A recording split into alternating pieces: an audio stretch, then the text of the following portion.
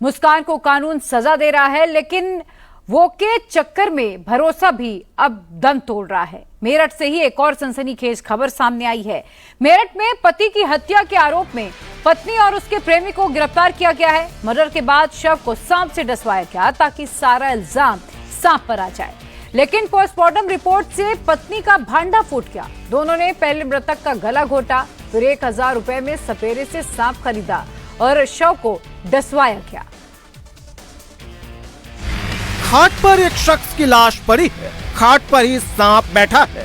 सांप ने इस शख्स को 1-2 बार नहीं बल्कि 10 बार डसा, लेकिन इस शख्स की मौत सांप के डसने से नहीं हुई है, बल्कि इस शख्स की हत्या की गई है, वो भी गला घोंटकर इसे मारा गया है। लेकिन सोशल मीडिया पर यह खबर फैलाई गई कि 10 बार सांप के डसने से इसकी मौत हुई है। घर वालों ने जमकर रोना धोना भी किया। सब कुछ प्लान के मुताबिक चल रहा था। पुलिस भी आई, लेकिन उसे भी लगा कि सांप के डसने से ही पति अमित की मौत हुई है। रिपोर्ट आई, सांप के डसने और युवक की मौत की सच्चाई सामने आ गई। इस शख्स की मौत सांप के जहर से नहीं हुआ है, बल्कि इसे गला दबाकर मारा गया है। पोस्टमार्टम रिपोर्ट देखकर पुलिस चौंक गई। तुरंत हत्या का मुकदमा दर्ज किया गया। पुलिस जांच शुरू की तो जो खुलासा हुआ, उसने पति पत्नी के रिश्ते पर सवालिया निशान उठा दिया। दरअसल इस शख्स की हत्या किसी और ने नहीं बल्कि पत्नी ने ही की है, वो भी अपने प्रेमी के साथ मिलकर। प्रकाश में आया वो हुआ था कि सर्पदंश से, सांप के काटने से इनकी मृत्यु हुई है। बाद में पोस्टमार्टम रिपोर्ट में यह खुलासा हुआ कि इसमें थ्रॉटलिंग और स्मूदरिंग आया है, यानी दम घुटने से, सांस फूलने से मौत की बात आई। तो इसमें फिर पुलिस ने अपनी जांच प्रारंभ किया और परिजनों से संपर्क करके तुरंत तहरीर प्राप्त की गई और इसमें हत्या का मुकदमा दर्ज किया गया।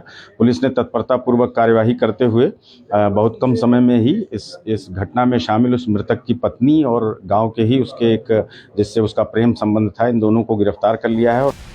प्रेमी के साथ मिलकर पत्नी ने पति अमित की हत्या की साजिश रची और उसे अंजाम भी दिया, लेकिन उसे डर था कि कहीं पुलिस पकड़ न ले, इसलिए आरोपी पत्नी ने ऐसी प्लानिंग की ताकि पति भी मर जाए और पत्नी पर किसी को शक भी न हो। आरोपी पत्नी और प्रेमी सबसे पहले एक सपेरे से मिले।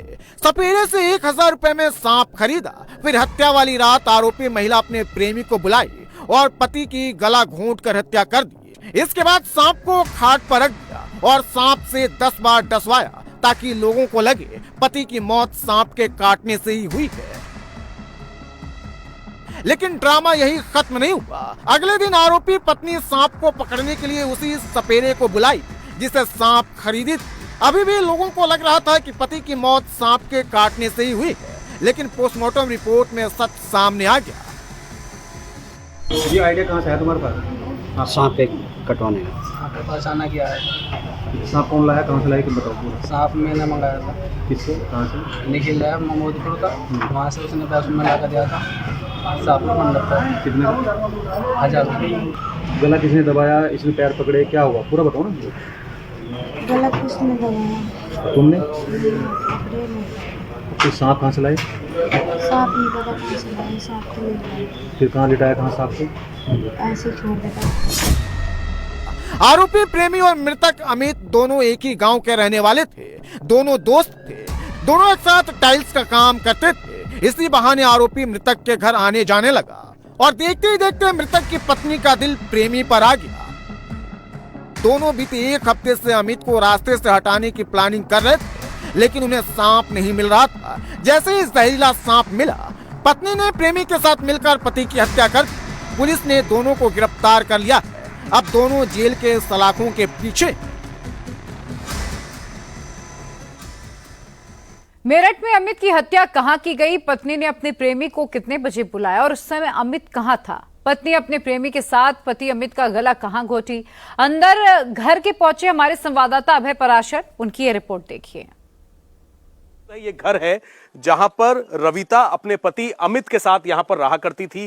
कैसे इस हत्याकांड को अंजाम दिया वो सिलसिलेवार तरीके से मैं आपको बताता हूं। असल में 12 तारीख की ये पूरी की पूरी वारदात है। अमित और अमरदीप दोनों दोस्त थे, दोनों पत्थर तोड़ने का काम करते थे। लेकिन इस घर में जब आना जाना अमित का लगातार अमित के साथ अमरदीप का हुआ, तो अमरदीप के संबंध अपनी दोस्त अमित की पत्नी रविता से बन गए और ये वही खाट है। ये जो खाट आप देख रहे हैं, इसी खाट पर वो बेहद खौफनाक तस्वीरें सामने आई थी जिसमें अमित इस खाट पर लेटा हुआ है और इस अमित की पीठ के नीचे जो ये सांप था, जहरीला सांप, इसकी पूंछ को दबा दिया गया था ताकि वो सांप यहां से ना निकल पाए। पूरी घटना इस तरीके से होती है 12 तारीख को, क्योंकि पता लग गया था अमित को अमरदीप और उसकी पत्नी के संबंध है, दोनों का विवाद होता था, इसीलिए एक साजिश रची गई। और यह साजिश रची गई कि 12 तारीख को जब अमित अपने घर में अंदर कमरे में सो रहा था, जो अंदर कमरा है, अमित वहां पर सो रहा था, उसी दौरान रात को रविता ने गेट से एंट्री कराई अपने बॉयफ्रेंड की। एंट्री जब होती है अमरदीप की, एंट्री करने के बाद गला दबाकर, ये रूम है, गला दबाकर मार दिया जाता है और दोनों ही इस हत्याकांड को अंजाम देते हैं, दोनों गला दबाते हैं। जब मौत हो जाती है, जो बाहर आंगन में ये खाट पड़ी हुई है, इस खाट पर बॉडी को रखते हैं और पहले से साजिश के तहत पास के ही एक गांव से, ये अकबरपुर गांव है, पास में ही एक दूसरा गांव है, वहां से एक जहरीला सांप एक सपेरे से 1000 रुपए में खरीदते हैं, ये दिखाने के लिए कि घर वालों को ये बताएंगे कि पास के जंगल में से सांप आ गया था, उसने डसा जिस वजह से मौत हुई है, ताकि सलाखों के पीछे जाने से बच सके, ऐसी प्लानिंग की थी। और अब बात बुलडोजर जस्टिस की करेंगे। आए दिन बुलडोजर जस्टिस को लेकर सवाल उठाए जाते हैं और कहा जाता है कि बुलडोजर सिर्फ एक समुदाय को ही टारगेट करता है, लेकिन गुजरात के जूनागढ़ से इसका जवाब आ चुका है। जूनागढ़ में बुलडोजर से कई अवैध धार्मिक स्थलों को गिराया गया है। सड़क पर कब्जा कर बनाए गए अवैध मंदिर, अवैध मजार, दरगाह, मस्जिद सभी को हटाया गया है। इनकी एक वजह है ये, जिसके चलते ट्रैफिक जाम की दिक्कतें आ रही थी। बकायदा नोटिस देने के बाद जूनागढ़ नगर निगम ने इन अवैध जो स्ट्रक्चर्स हैं उन्हें डिमोलिश कर दिया है। ये जो खाली जगह दिख रही है, कल तक यहाँ एक मजार हुआ करती थी। सरकारी जमीन पर अवैध कब्जा कर सड़क के किनारे मजार बनाई गई थी, लेकिन 16 अप्रैल की रात प्रशासन का बुलडोजर आया और सब कुछ समतल कर दिया। जो मजार रात में यहां खड़ी थी, वो सुबह होते होते जमीन पर पूरी तरह से समतल हो गई।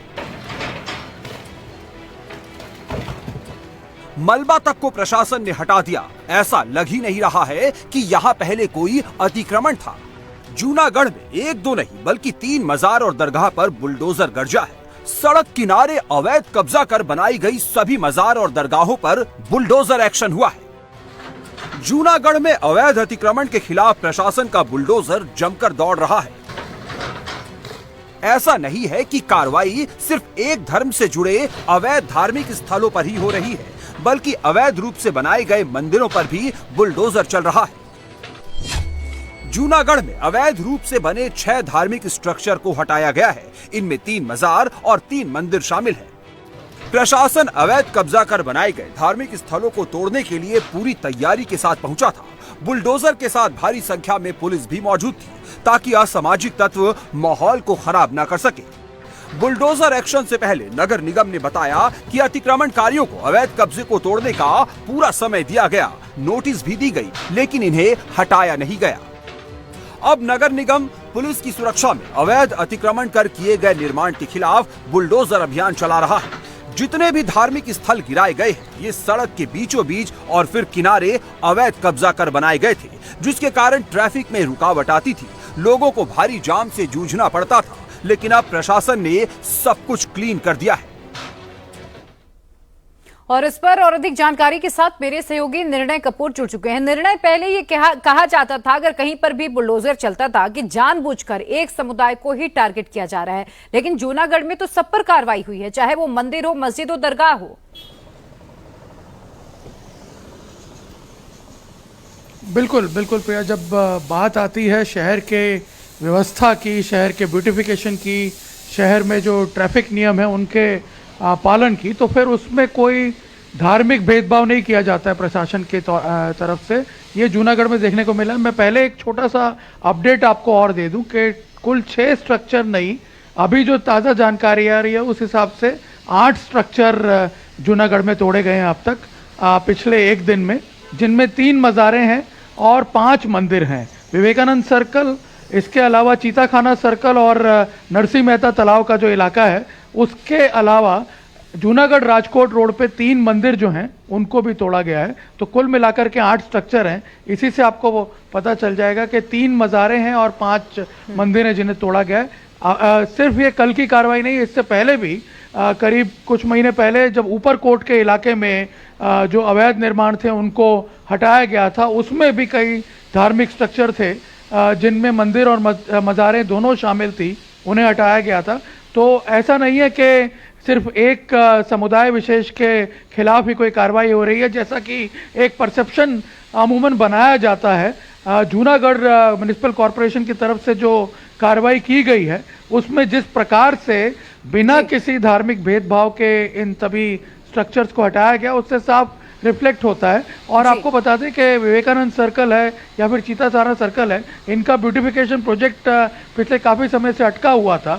इसके अलावा रोड वाइडनिंग का काम जो है वो अटका हुआ था, अब वो बड़ी आसानी से एग्जीक्यूट किया जा सकता है। जी, बहुत शुक्रिया निर्णय आपका तमाम जानकारी के लिए।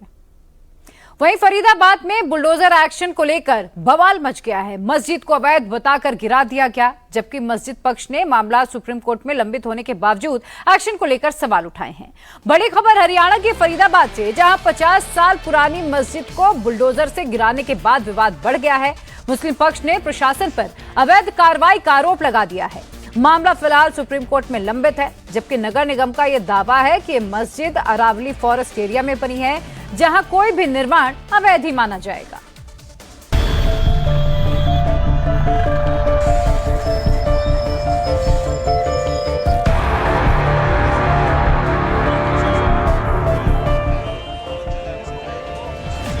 ऊंची मीनारें मलबे में तब्दील हो गई।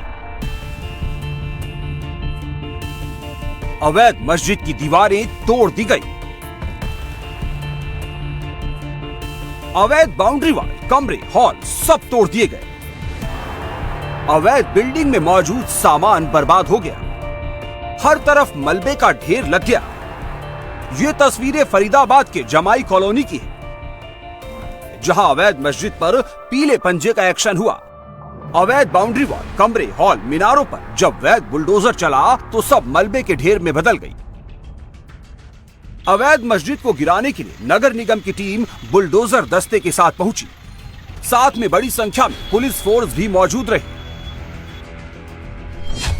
3 एसीपी के साथ 250 पुलिस वाले अवैध स्ट्रक्चर को गिराने के दौरान मौजूद रहे।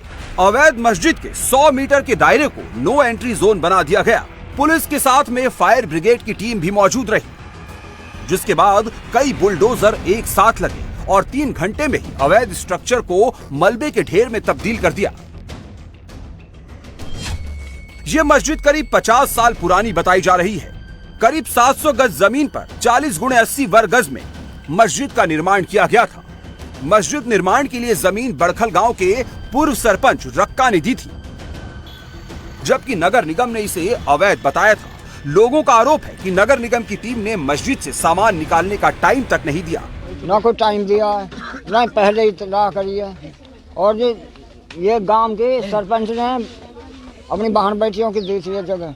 वो ये इसके बोलते हैं जमाई कॉलोनी, बड़खल जमाई कॉलोनी। और जो इस पे भैया कल अचानक से कहा के हमारे मस्जिद तोड़ फोड़ पॉपुलेन लगा दी। और जब सामान निकालने की बोले ना तो गर्दन पकड़ कर वहाँ ले जाकर छोड़े 2-3 बंदे। ऐसा नहीं है, नगर निगम ने ये एक्शन ऐसे ही ले लिया। दावा किया जा रहा है सुप्रीम कोर्ट के ऑर्डर के बाद अवैध निर्माण पर बुलडोजर चलाया गया है। वही मुस्लिम पक्ष का आरोप है मस्जिद का केस वो हाई कोर्ट से जीत चुके हैं और पिछली बार नगर निगम की टीम बुलडोजर एक्शन के लिए पहुंची थी तो मस्जिद कमेटी ने सुप्रीम कोर्ट से स्टे ले लिया था। दावा किया जा रहा है मस्जिद कमेटी की तरफ से 17-18 लोगों की एक टीम केस की पैरवी कर रही है। बावजूद इसके इमारत पर बुलडोजर चला दिया गया। अगर मैं बात करूं यहाँ पे, जैसे आप हाई कोर्ट से केस जीते थे, लेकिन ये सुप्रीम कोर्ट के ऑर्डर से हुआ है, तो इसमें अब सुप्रीम कोर्ट का हमारे पास में ना कोई मतलब केस उन्होंने डाला है हमारे ऊपर, ना कोई नोटिस आया है, ना हमारे पास में कोई संदेशा नहीं आया सुप्रीम कोर्ट का। मतलब आप इस कार्रवाई को गलत मानते हैं? हाँ, गलत मानते हैं जी। हमारे पास में अगर इन्होंने केस सुप्रीम कोर्ट में डाला तो हमारे पास में नोटिस आना चाहिए। हमारे पास में कोई नोटिस नहीं आया। वहीं प्रशासन का दावा है कि जंगल की सरकारी जमीन पर अवैध तरीके से कब्जा किया गया और जमीन पर इलीगल स्ट्रक्चर बनाया गया था। ये area Aravalli reserve forest area में आता है, जहां कोई कंस्ट्रक्शन नहीं किया जा सकता। ऐसे में जमाई कॉलोनी में फॉरेस्ट लैंड को अब खाली करा लिया गया है और जंगल की जमीन पर फिर से जंगल मेंटेन किया जाएगा। फॉरेस्ट लैंड पर जहां भी अवैध कब्जे रह गए हैं उन पर भी नगर निगम की तरफ से जल्द ही बुलडोजर एक्शन लिया जाना तय है। रील का जुनून कम होने का नाम ही नहीं ले रहा। इसके चक्कर में मौतें हो रही हैं, लेकिन रीलबाज सनसनी फैलाने से फिर भी बाज नहीं आ रहे। बड़ी खबर नवी मुंबई से है, जहां नवी मुंबई में रीलबाजों की करतूत सामने आई है। चलती कार की डिग्गी से एक हाथ झूल रहा था, जिससे सड़क पर चल रहे लोग दहशत में आ गए। कई लोगों ने इसका वीडियो बना लिया। लोग कार का पीछा करने लगे। पुलिस ने कार चालक को गिरफ्तार भी कर लिया। उसने जो राज बताया वो चौंकाने वाला है। वो एक गाड़ी है, इसके पीछे एक हाथ निकला हुआ है। ये देखो देखो देखो देखो, हाथ हाथ हाथ हाथ। ये सड़क पर कार की डिग्गी में लटकता एक हाथ। जिसने भी ये सीन देखा खौफजदा हो गया। शायद ये डेड बॉडी है। देखो देखो देखो, ये हाथ बाहर आया है। हर किसी को लगा कि कार में डेड बॉडी है और मर्डरर शव को ठिकाने लगाने जा रहा है। सड़क पर हर कोई दहशत से भर गया। लगता है जो डेड बॉडी है। This is dead body. Car और कार की डिग्गी में लटकता हाथ और डेड बॉडी, इन सबका सच जानेंगे, सुनेंगे तो हैरान रह जाएंगे।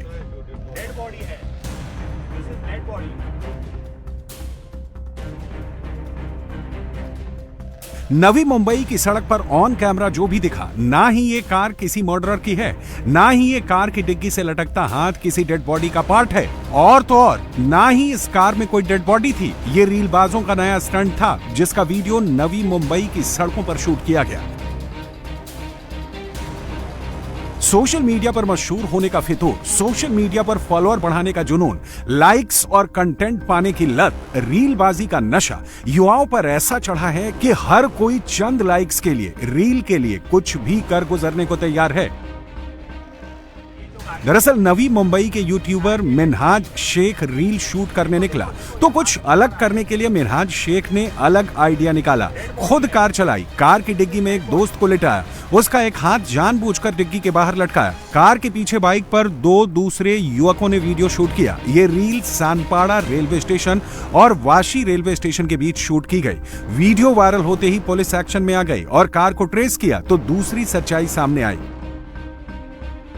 मिनहाज वाशी का रहने वाला है और अपने लैपटॉप की दुकान के लिए प्रमोशन वीडियो शूट कर रहा था। हालांकि मिनहाज ने यह वीडियो किसी सोशल मीडिया साइट पर अपलोड नहीं किया था। वहीं पुलिस ने मिनहाज शेख और उसके दोस्तों पर ट्रैफिक रूल्स तोड़ने का केस दर्ज किया है। वहीं अलीगढ़ में सास और दामाद की लव स्टोरी में अब एक नया ट्विस्ट आया है। 6 अप्रैल को अपने होने वाले दामाद के साथ फरार हुई सास अब लौट आई है। 10 दिनों तक दोनों यूपी के कासगंज, बिहार के मुजफ्फरपुर और नेपाल में रहे, लेकिन जैसे ही 16 अप्रैल यानी कि बेटी की शादी की तारीख बीती, दोनों अलीगढ़ थाने पहुंच गए और पुलिस के सामने सरेंडर कर दिया। अब सास अपने होने वाले दामाद के साथ ही रहना चाहती है। वो उसे पति मानने का दावा भी कर रही है। अलीगढ़ में बेटी की शादी से 10 दिन पहले अपने दामाद के साथ भागने वाली सास ने अब पुलिस के सामने सरेंडर कर दिया है। 16 अप्रैल को बेटी की शादी थी। इससे पहले सास अपने दामाद के साथ 6 अप्रैल को रफू चक्कर हो गए। शादी के घर में हड़कंप मच गया। अलीगढ़ पुलिस लगातार दोनों की तलाश कर रही थी और पुलिस के डर के चलते ही सास दामाद ने अलीगढ़ लौटकर सरेंडर कर दिया। जब उन्होंने मुझे आरोप गंदा लगाया तो उन्होंने एक भी बार ये नहीं सोचा कि दामाद ऐसी गंदी हरकत क्यों करेगी, फिर भी बोलता है कि तू उसके साथ भाग जा, ऐसी है। मैं बोली सही है, मैं बात नहीं करूंगी। बात क्यों नहीं करेंगे? अच्छा, उनके द्वारा जो आरोप लगाए उसी से आप तंग होकर मतलब ये कदम उठाया आपने। अब जो मेरी जिंदगी में आया भैया मेरा हुए पर। सास अपने जिस होने वाले दामाद के साथ फरार हुई थी, उसी के साथ अलीगढ़ थाने पहुंची। अब महिला अपने होने वाले दामाद को ही अपना पति मान बैठी है और उसी के साथ रहना चाहती है।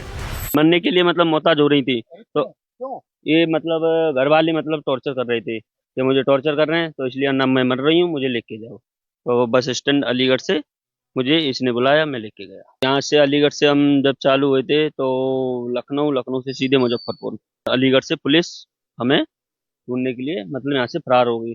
तो फिर मैं ला इससे अच्छा पहले हम सर के सामने उपस्थित हो जाएं। इनके पति बाकी इनके जो घर वाले जो भी थे ना, उन्होंने वही टॉर्चर कर रहे थे बार बार। इन 10 दिनों में सास अपने होने वाले दामाद के साथ अलीगढ़ से कासगंज, बरेली, मुजफ्फरपुर होते हुए नेपाल तक गई। अब सास अपने पति से छुटकारा चाहती है और होने वाले दामाद के साथ ही रहना चाहती है। सास ने अपने पति पर मारपीट करने और परेशान करने का भी आरोप लगाया है। बिहार के मुजफ्फरपुर में मैरिज कोर्ट कैंपस में बुर्के में लड़की को देखकर बवाल हो गया। हिंदू संगठनों ने लड़की और लड़के से पूछताछ शुरू कर दी। लड़का और लड़की कोर्ट मैरिज करने पहुंचे थे। लड़के शहजाद शेख के साथ मौजूद लड़की ने बुर्का पहना हुआ था। लोगों को शक हुआ तो लड़की से पहचान पत्र मांगा गया, जिसमें लड़की हिंदू निकली। शहजाद शेख हिंदू लड़की के दस्तावेज मुस्कान खान के नाम से बनवाकर शादी करने पहुंचा था। लव जिहाद और धर्म परिवर्तन को लेकर हिंदू संगठनों ने जमकर हंगामा काटा। हिंदू लड़की को बुर्का पहना के लाया।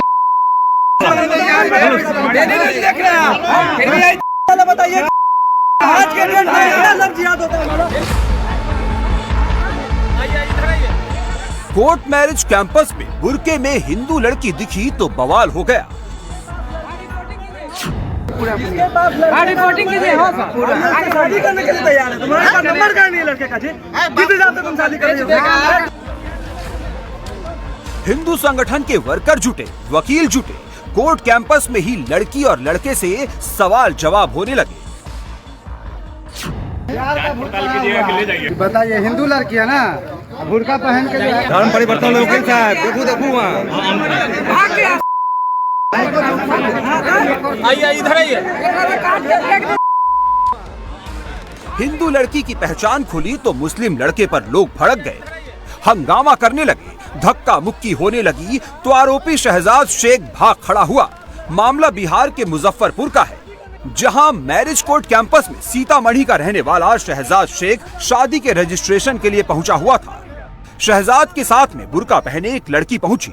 दोनों ने शादी के लिए दस्तावेज कोर्ट में बनवाए ही थे कि कई हिंदू संगठन के वर्कर कोर्ट कैंपस पहुंच गए और दोनों से पूछताछ करने लगे। बुर्का पहने लड़की हिंदू निकली तो हिंदू संगठनों और वकीलों ने लव जिहाद का आरोप लगाकर कोर्ट कैंपस में हंगामा काटा।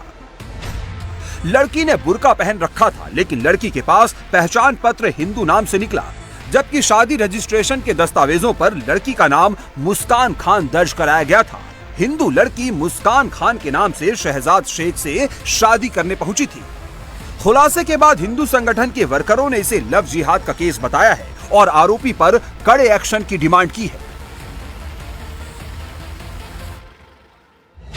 हिंदू लड़की है और मुस्लिम युवक है जो कोर्ट परिसर में आ चुके हैं और शादी करने जा रहे हैं, जिसके ना माँ बाप है, ना लड़के का माँ बाप है, ना लड़की का माँ बाप है, कोई भी प्रेजेंट नहीं है। हमारे कुछ भाई हैं, उन्होंने सूचना दिया तो हम लोग जो है सो सारे जो हमारे कमेटी के लोग हैं सब लोग हम कोर्ट परिसर में आए, इंक्वायरी किए, पता चला कि नहीं वास्तव में लड़की का नाम, लड़के का नाम जो भी है या कुछ करके है, लड़की बुर्का पहनी हुई।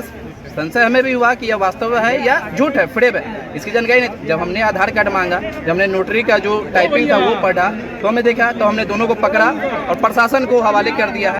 लड़की का नाम है और लड़का का नाम शहजाद सफी है, जो कि एक मुसलमान लड़का है और हिंदू लड़कियों का ब्रेन वॉश करके यहाँ मुजफ्फरपुर के कोर्ट में, जो कि उसका आवास सीतामढ़ी में है, और यहाँ पर उसको लेकर के माइंड वॉश करके आया है शादी करने के लिए। यहाँ पे ये ऐसी जिहादी मानसिकता का लड़का है कि लड़कियों को अभी से बुर्का पहना करके घुमा रहा है, और वो लड़की जिसको ये पता भी नहीं है कि हम क्या हैं, कौन है, हमारे माता पिता क्या है, इसको इतना ब्रेन वॉश किया गया। और यही जिहादी लोग हैं जो ऐसी ऐसी हिंदू लड़कियों को, मासूम लड़कियों को ब्रेन वॉश करता है और उसके बाद फ्रीज में कभी कटी मिलती है, कभी इनको कभी पटरी के नीचे फेंक देता है, फिर भी हमारी हिंदू लड़कियां जागने का नाम नहीं ले रही है। मामले में लव जिहाद और धर्म परिवर्तन के एंगल पर भी वकील जुट गए और आरोपी शहजाद के साथ धक्का मुक्की होने लगी, जिसके बाद आरोपी कोर्ट परिसर में ही लड़की को छोड़कर भागने लगा, जिसे लोगों ने दौड़ाकर पकड़ लिया। हंगामे की सूचना पर पुलिस पहुंची और आरोपी शहजाद और लड़की को अपनी कस्टडी में थाने ले गई। आरोपी शहजाद और लड़की दोनों सीतामढ़ी के रहने वाले, दोनों कोर्ट मैरिज के लिए यहाँ पहुंचे हुए थे, लेकिन दोनों के परिजन साथ मौजूद नहीं थे। सूचना के बाद लड़की के परिजन मुजफ्फरपुर पहुंचे तो बड़ा खुलासा हो गया। बताया जा रहा है कि लड़की की इसी हफ्ते में शादी होने वाली है और लड़की का आरोपी शहजाद से अफेयर चल रहा था, जिसकी खबर लड़की के परिजनों को नहीं थी। शादी की डेट पास आते ही लड़की शहजाद के साथ कोर्ट मैरिज के लिए घर में बहाना बनाकर मुजफ्फरपुर पहुंच गई। अब लड़की की फैमिली ने आरोपी शहजाद पर लड़की का ब्रेन वॉश करने का आरोप लगाया है। वहीं पुलिस पूरे मामले की जांच में जुट गई है। बिहार के सीएम नीतीश कुमार का गृह जिला एक बार फिर डबल मर्डर से कांप उठा है। अचानक गोलीबारी से नालंदा जिले का सिलाव थाना क्षेत्र दहल गया। एक तरफ प्यार में सनकी आशिक ने मां बेटी की गोली मारकर हत्या कर दी। दोनों की मौके पर ही मौत हो गई और इसके बाद आरोपी ने खुद भी गोली मार दी। आरोपी की हालत फिलहाल गंभीर बताई जा रही है।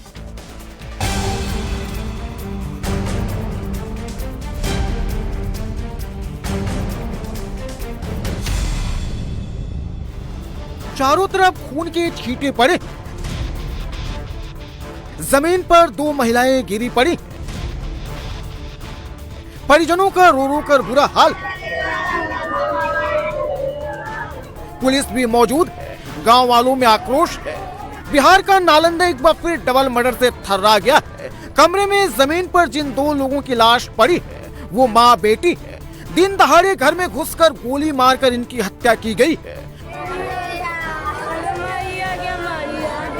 गोली 1 मीटर से भी कम दूरी से मारी गई है। गोली सीधे सिर में मारी गई है ताकि गोली लगने के बाद कोई जिंदा बच न सके। जिस लड़की को गोली मारी गई है उसकी शादी तय हो गई थी, सगाई हो चुकी थी। 28 अप्रैल को शादी थी, लेकिन एक तरफा प्यार में पागल सनकी आशिक को ये बात नागवार गुजरी और वो सीधे मृतक के घर पहुंचा। दनादन फायरिंग करने लगा। उसके सामने जो भी दिखा उसे उसने गोली मार दी।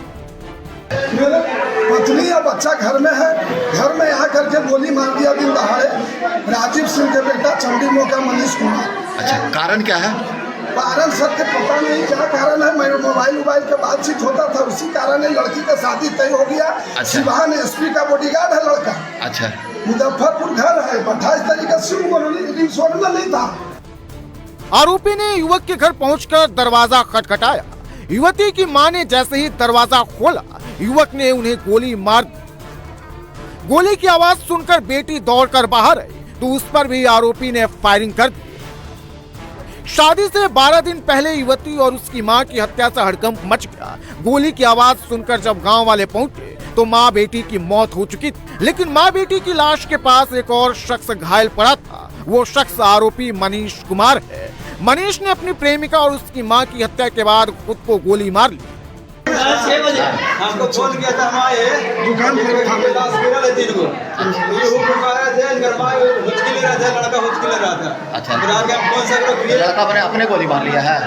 मारा के अपने मारा होगा ना, अपने मार दिया गोली। अच्छा, तो यहाँ पर हथियार मिला था? हथियार मिला था, लड़का के पास ऐसे रख लिया था। अच्छा, 9mm पिस्टल था। 9mm पिस्टल था। कितना गोली मारा है लोगों? 2-3 गोली फायरिंग हुआ है यहाँ। आरोपी सनकी प्रेमी की हालत गंभीर है। विम्स में इलाज चल रहा है। डबल मर्डर की खबर पर आनन फानन में एसपी मौके पर पहुंची। डॉग स्क्वाड के साथ फॉरेंसिक टीम भी पहुंची। पुलिस सीसीटीवी खंगाल रही है। आरोपी कैसे पहुंचा, आरोपी को हथियार कहां से मिले, इसकी जांच कर रही है। ऑन स्पॉट डेथ हो गई है। पुटुसा देवी और पूनम कुमारी जो है नाम है, और जो आरोपी व्यक्ति है उसने खुद को भी जो है जो पिस्टल से दोनों को गोली मारी उससे ही खुद को गोली मार ली है। जो पुटुसा देवी और पूनम देवी है वो तो ऑन स्पॉट जो है उनकी मृत्यु हो गई है, और जो आरोपी है उसके भी हेड में उन्होंने शॉट लिया है। तो अभी जो है उनको अस्पताल ले जाया गया है जहां पे उनकी सिचुएशन काफी क्रिटिकल बताई जा रही है। प्राथमिक जांच में सामने आया है कि आरोपी मनीष मृतक युवती को हमेशा परेशान करता था। फोन व्हाट्सएप के जरिए शादी का दबाव बना रहा था, लेकिन परिजनों ने युवती की शादी कहीं और तय कर दी, जिससे आरोपी खफा था। यूपी पुलिस का गौ तस्करों के खिलाफ ऑपरेशन फुल स्पीड में जारी है। पुलिस ने एक इंटरस्टेट गौ तस्करी रैकेट का पर्दाफाश किया है। गोंडा में पुलिस ने गौ तस्कर शमशेर का हाफ एनकाउंटर किया। पुलिस ने शमशेर के ट्रक से 28 गौवंश को मुक्त कराया। गौ तस्कर शमशेर गौवंश को बिहार के सिवान लेकर जा रहा था। मोहम्मद शमशेर इंटरस्टेट गौ तस्करी रैकेट का मेंबर है। ये साहब का अगवा कहाँ है? खाली पिछवा है कहाँ कि पूरा है? पूरा ऊपर चढ़ जावे, पूरा ऊपर चढ़ो। ये वो ट्रक है जो पुलिस ने पकड़ा। ट्रक में आगे से पीछे तक गोवंश बेरहमी के साथ भरे हुए हैं।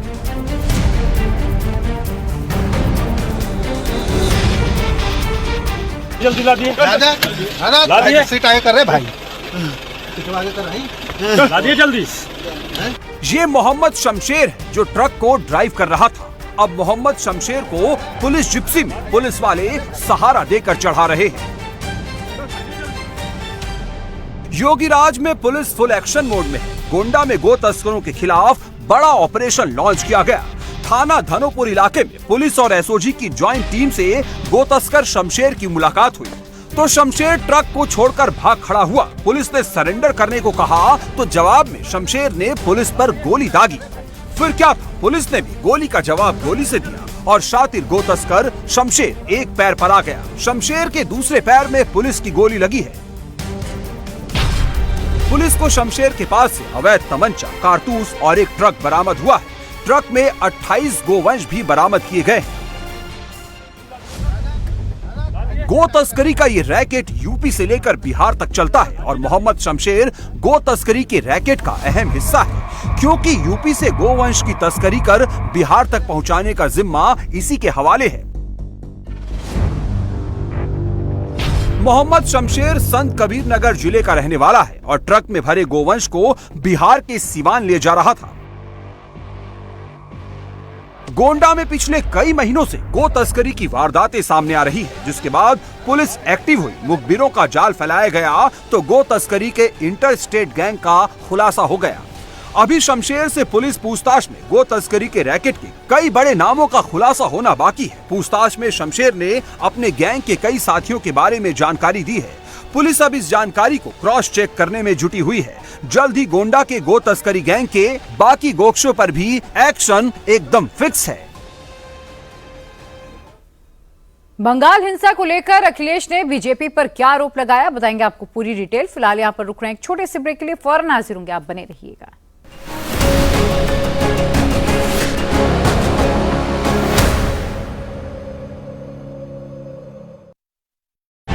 मोदी क्या करने वाले हैं, क्या बड़े फैसले लेने वाले हैं। रोज एक नई कहानी, कहानी कुर्सी की, दोपहर 1 बजे सिर्फ इंडिया टीवी पर।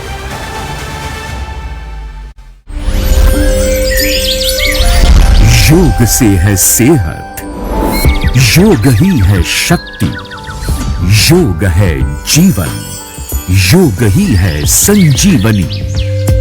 रोगों से जंग योग गुरु स्वामी रामदेव के संग सुबह 7:56 पर सिर्फ इंडिया टीवी पर।